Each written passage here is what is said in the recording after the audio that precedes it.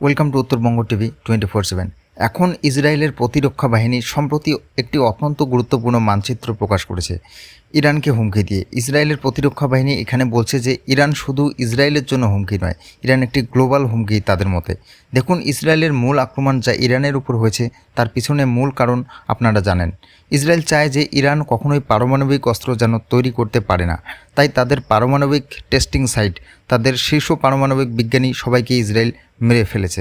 এবং আজ সকালে ইসরায়েল যে ইরানের উপর আক্রমণ চালিয়েছে তার একটি বড় প্রভাব রয়েছে।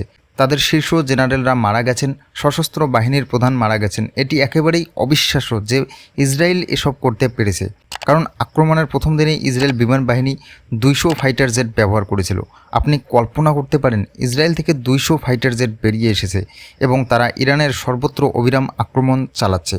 এই অপারেশন রাইজিং লায়নের প্রথম দিনই ইসরায়েল ঘোষণা করে দিয়েছে যে এই অপারেশন আরও কয়েকদিন চলবে এবং একই সাথে ইসরায়েল আশেপাশের দেশগুলোকে বলেছে, দেখুন, ইরানের কাছে যদি পারমাণবিক অস্ত্র চলে আসে এবং তাদের মিসাইল রেঞ্জ যদি বাড়ে, তাহলে কালকে ইরান আপনাদেরকেও আক্রমণ করতে পারে। আমি দেখছি ইনফরমেশন ওয়ারফেয়ারে ইসরায়েল কিভাবে মাস্টার ক্লাস দেখাচ্ছে দুনিয়ার সামনে, কিভাবে ন্যারেটিভ বিল্ড করতে হয়। এখন দেখুন, ইসরায়েল সরাসরি আক্রমণ করেই দুনিয়ার সামনে একটা অ্যানিমেশন দিতে শুরু করেছে, যাতে সঙ্গে সঙ্গে বিশ্ব বুঝতে পারে ইসরায়েল কি করছে। এইভাবে তাদের 200 ফাইটার জেট যেখানে ইরানের পারমাণবিক সাইটে গিয়ে বোমাবর্ষণ করেছে এবং সেখানে যে আন্ডারগ্রাউন্ড সেন্টার রিফিউজিস ছিল সেগুলো ধ্বংস করে দিয়েছে। আক্রমণের পরের ভিজুয়ালগুলো একটা অসাধারণ। এত বড় বিস্ফোরণ হয়েছে, মনে হচ্ছে না সেই সেন্টারের রিফিউজিরা বাঁচতে পারবে। এই আক্রমণ এতটাই মারাত্মক যে মনে হচ্ছে ইরানের পারমাণবিক প্রোগ্রাম অনেক পিছিয়ে গেছে।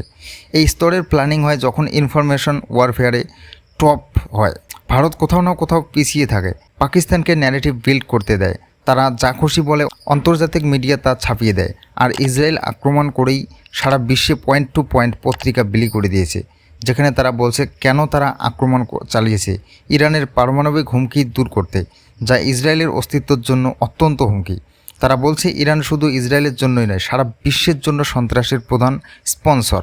এইসব কথা আমরা পাকিস্তানের সম্পর্কে দীর্ঘদিন ধরে বলছি, ইউএনএ বলছি যে পাকিস্তান সন্ত্রাসের কেন্দ্র, কিন্তু দুর্ভাগ্যবশত আমরা বিশ্বব্যাপী এটা সঠিকভাবে কনভিন্স করতে পারি না। আমি দেখছি ভারতের অনেক সাংবাদিক খোলাখুলিভাবে বলছেন এই হলো কিভাবে কমিউনিকেশন করা উচিত। যখন একটি সামরিক অপারেশন করা হয় তখন স্পষ্টভাবে বলা উচিত যে তাদের উদ্দেশ্য কী, কোথায় আক্রমণ করা হয়েছে। এখন দেখুন, ভারত সহ অনেক দেশ এই ব্যাপারে তাদের প্রতিক্রিয়া জানাচ্ছে। এটা ভারতের অফিসিয়াল রেসপন্স। ইসরায়েলের আক্রমণের পর অপারেশন লায়ন শুরু হওয়ার পর আমরা বলছি, ভারতে তার অফিসিয়াল পেজে জানিয়েছে, আমরা গভীরভাবে উদ্বিগ্ন, আমরা পরিস্থিতি মনিটর করছি, পারমাণবিক সাইটে আক্রমণ খুবই উদ্বেগজনক। ভারত আরও লিখেছে, ভারতের উভয় দেশের সঙ্গে খুব ঘনিষ্ঠ ও বন্ধুত্বপূর্ণ সম্পর্ক রয়েছে। আমরা ইসরায়েল ও ইরান উভয়েরই বন্ধু এবং উভয়কে সম্ভাব্য সমর্থন দিতে প্রস্তুত। এখন একদম সঠিক কথা, আমি আগেও বলেছি, ভারতের জন্য আদর্শ বিশ্ব হবে যেখানে ইসরায়েল ও ইরানের মধ্যে এই টেনশন শেষ হয়ে যায়, যাতে আমরা চাবাহার বন্দর তৈরি করতে পারি ইরানের মধ্যে, ইরানের মাধ্যমে ইউরোপ ও রাশিয়া পর্যন্ত পৌঁছতে পারি। ইরান দিয়ে যে নর্থ সাউথ করিডর যাবে তা ভারতের জন্য খুবই গুরুত্বপূর্ণ। আর এখন ইসরায়েল ইরানের উপর লাগাতার আক্রমণ চালাচ্ছে।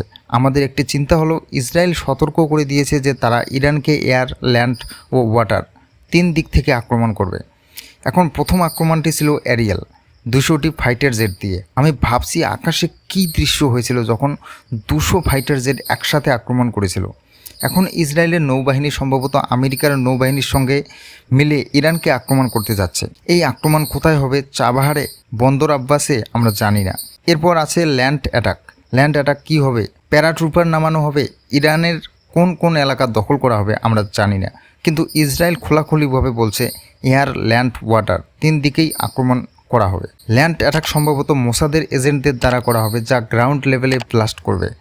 ইসরায়েল ও ইরান এত দূরে যে সেনাবাহিনীর সংঘর্ষ হবে না, আপনি কল্পনা করতে পারেন।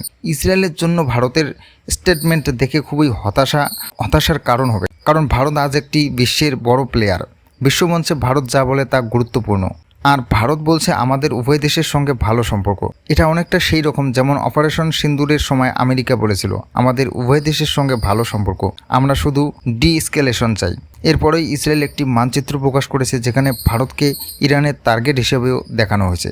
তারা বলছে, ভুলবেন না, ইরান পারমাণবিক অস্ত্র থাকলে আশেপাশের সব দেশেই ঝুঁকির মধ্যে পড়ে যাবে। এরপরই ইসরায়েল একটি ভিডিও রিলিজ করেছে। ইসরায়েল দেখাচ্ছে কীভাবে বিশ্বের সামনে একটি পার্সপেক্টিভ রাখতে হয়। ইসরায়েল একটি দেশ হিসেবে এতটা উন্নতি করেছে কারণ তাদের রাজনীতিবিদরা অভ্যন্তরীণভাবে বিতর্ক করে, কিন্তু যখন বিদেশ নীতি বা দেশের ঐক্যের কথা আসে তারা সবাই এক হয়ে যায়। তো ভিডিওটি ইনফরমেটিভ মনে হলে ভিডিওটিতে লাইক দিয়ে কমেন্টে এ বিষয়ে আপনাদের মন্তব্য অবশ্যই জানাবেন। এই মুশকিল পরিস্থিতিতে ভারতের কাকে সাপোর্ট করা উচিত